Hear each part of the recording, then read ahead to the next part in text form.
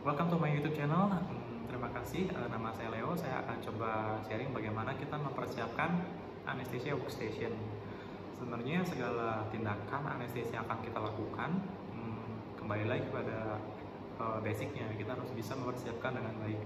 Salah satu yang dasar adalah mempersiapkan mesin anestesi. Di sini mesin anestesi yang akan saya peragakan adalah dengan merek Draeger. Tipenya itu Fabius Plus. Semua mesin anestesi prinsipnya sama, cuma beda-beda pabrikan.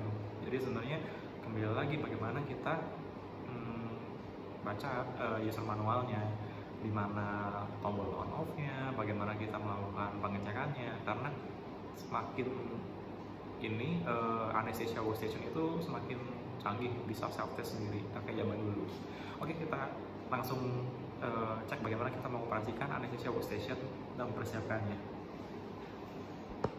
Ini adalah tampak jelasnya anesthesia workstation akan saya peragakan. Ini saya buat bukan untuk promosi ya, tapi untuk kepentingan pendidikan. Jadi kalau misalnya pengen tahu mesin anestesi seperti apa, ya seperti ini. Jadi sebelum kita memulai semuanya ya tentu harus cari sumber dayanya mana. Ini dia. Ini colokannya kita sambungin langsung ke sumber dayanya. Sumber daya listriknya. Lalu jangan lupa kita cari sumber gasnya mana. Ini ada labelnya nih. Ada yang kanan, ya. Ada yang kiri, ya kan kelihatan jelasnya. Jadi sebenarnya sumber gas dari mesin anestesi ini bisa ada dua. Ada yang dari sentral, yaitu yang kanan, atau dari silinder. Jadi sebenarnya juga ada dikasih tahu tuh tekanan yang memang direkomendasikan itu berapa. Kalau kita cari ujungnya, ya. Ini adalah selang sumber gas.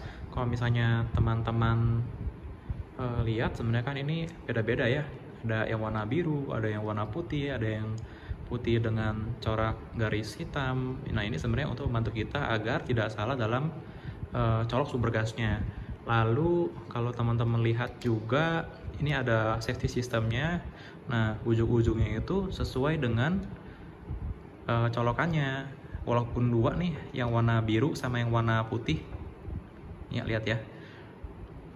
Tuh posisi ujung duanya itu berbeda. Kepentingannya apa sih? Jadi kalau misalnya kita lihat nih sumber gasnya. Ya. Dari yang air itu ada 3 ujungnya, nitrous oxide itu ada 2, oksigen ada 2, tapi posisinya beda. Nanti kita coba nih ya. Kita mulai dari yang oksigen dulu nih. Oksigen kita colok. Nah, ini adalah posisi terakhir kalau misalnya kita udah masuk. Kalau misalnya nggak sesuai dengan peruntukannya ya nggak bakal bisa masuk. Yuk kita coba nyalain. Nah, di atas kabel power tadi ini ada switchnya. Kita cetek. Nah, coba lihat temannya. Langsung otomatis running system test.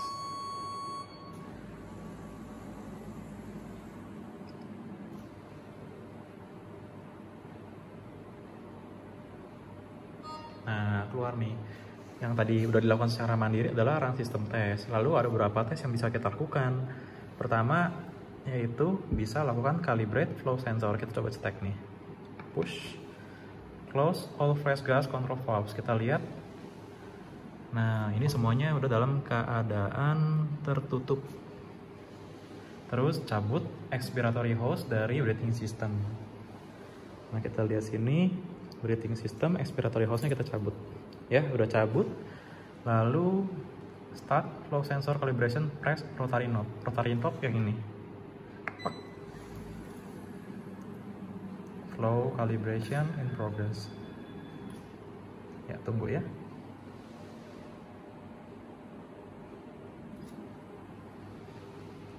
Lalu muncul tulisan sudah selesai, hubungan kembali expiratory hose.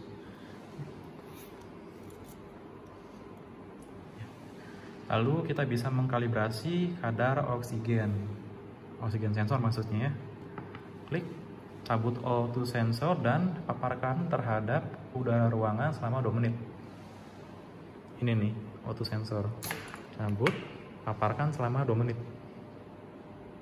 Nah, setelah paparkan 2 menit, lalu mulai kalibrasi O2 dengan memencet rotary knob. Ya, diproses dulu nih kalibrasi oksigennya, lalu kita tunggu. Setelah selesai, maka diminta untuk memasukkan kembali O2 sensor.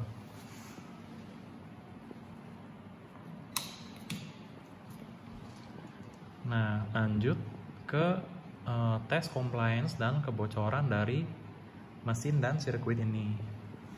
Pencet.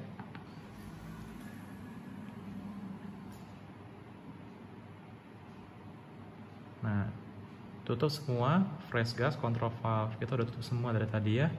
Letakkan Y-piece yang terletak di back mount. Nah, seperti ini nih. Ini Y-piece ya kan, Y bentuknya huruf Y udah nempel di sini back mount-nya ya.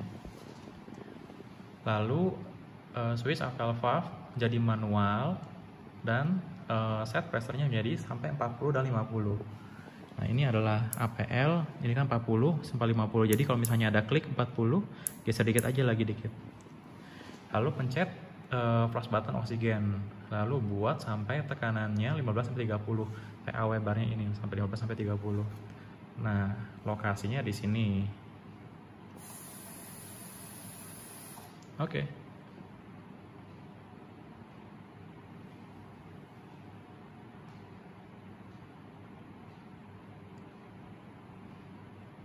Dia lagi proses nih, dia ngecek sendiri nih.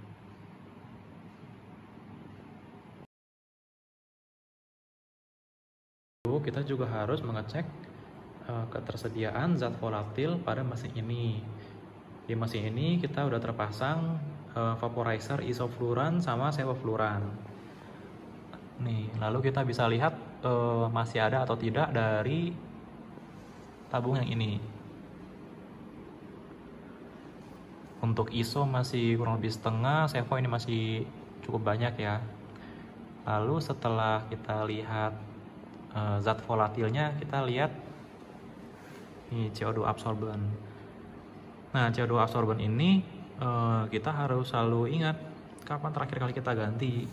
Nah, ini makanya kita kasih tanggal, karena kalau misalnya udah banyak berubah warnanya, ya harus kita ganti karena dia sudah tidak berfungsi lagi. Nah, kita kasih tanggal karena apa? Harus hati-hati. CO2 absorben ini kalau misalnya sudah jenuh dan didiamkan mungkin sekitar 2-3 hari, warnanya akan kembali lagi biasa. Nah, itulah yang kadang kita harus waspada. Sepertinya tidak mengalami reaksi kimia, tapi ternyata memang udah basi. Ya, makanya harus selalu tetap dipantau nih CO2 absorben. Tiba-tiba pasiennya hiperkarbi karena dia menghirup lagi karbon dioksida, itu sangat bahaya. Oke. Nah, ini dia hasil akhirnya. Leak test complete. Nah, teman-teman bisa lihat ya, apakah ada kebocoran atau tidak dari sini. Mesin ini telah dilakukan pengecekan dan telah melewati standar yang cukup baik dan layak untuk digunakan. Lalu setelah itu kan ada tulisannya tuh press rotary knob to exit. Kita pencet. Oke deh, mesin anestesi udah siap untuk digunakan. Nah, mungkin segitu dulu dari saya. Kalau misalnya ada pertanyaan boleh